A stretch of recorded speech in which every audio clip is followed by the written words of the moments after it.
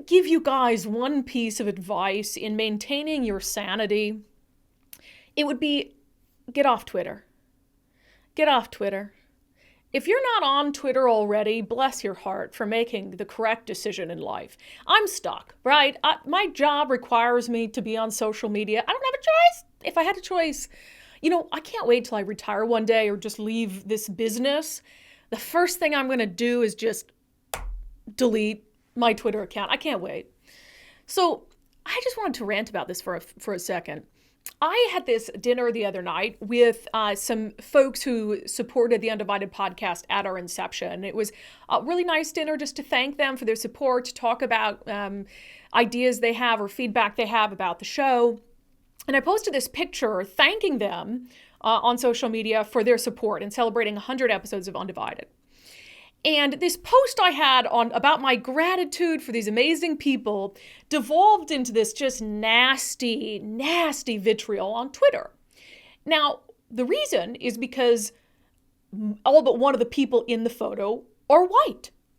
And so you had Seattle's leftist Twitter mob who just went off on how this is a podcast only for rich white people, how it's a podcast funded by dark Republican money, how basically I'm racist and no people of color would ever listen to the podcast. It reminded me of just how useless Twitter is.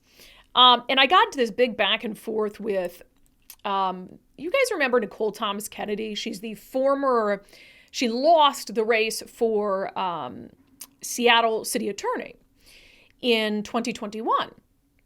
And she lost to a Republican in Seattle, which you have to be a pretty bad political candidate to lose to a Republican in Seattle. But Nicole Thomas Kennedy was the woman who's a police abolitionist, like epitome of white guilt candidate, and had basically sunk her own campaign because all these tweets surfaced of her saying that police officers should eat COVID-laced shit, her calling them KKK, her celebrating acts of violence and vandalism and arson, and she basically couldn't explain these tweets away, right? So she's going after me for this picture of some of my supporters and for them being white and talking about how it's a podcast for rich white people or whatever.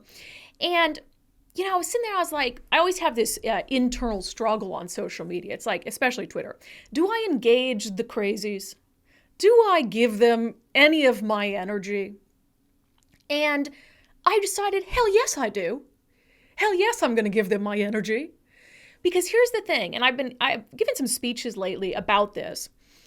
One of the reasons I think our political discourse has gotten so far off track, and our political system as a whole in our nation, is because the middle has been scared into silence. We are scared of what the fringes will call us.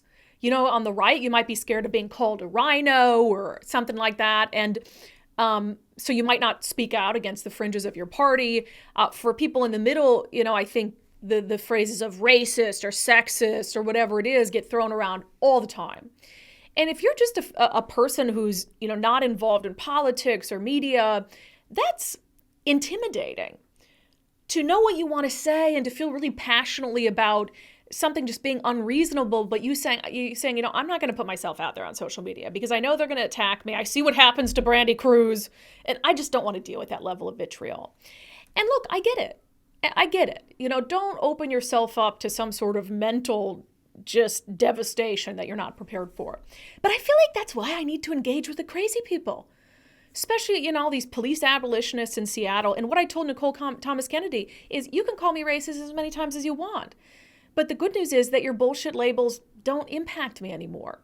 And once their labels don't have the desired effect, they have nothing. They have nothing. And so, one of the missions of this podcast is to get reasonable people in the middle to speak up, to speak out, to reject the fringes, not to be afraid of what the fringes will do, of what the fringes will say, of what the fringes will call them. And so I'm committing myself to just not giving a damn and to saying, no, I'm going to speak out against unreasonable bullshit, and I don't care what you call me. I don't care what you labeled me. And I think the more people in the middle who are willing to do that, even though they're opening themselves up to this shitstorm like I have on Twitter, I think that that's the key to getting back to a place of reason in this country, a place of common sense in this country. And so, yeah, I am going to engage with the crazies, okay? And if you don't want to take the heat from that, that's fine. I'll take the heat. If you've not become a subscriber to Undivided already, there are 2 ways you can do that, and it's as little as $5 a month. So if you think that what we're doing is important, if you find value in it, if you appreciate what we're doing to hold elected leaders accountable and to look at things through the lens of common sense, I would appreciate it if you'd become a paid subscriber to the show. That's how we're funded. This is a people-powered podcast, and you can do it for just $5 a month at patreon.com/undivided. That's patreon.com/undivided. Or you can become a contributor on my locals community, brandykruse.locals.com.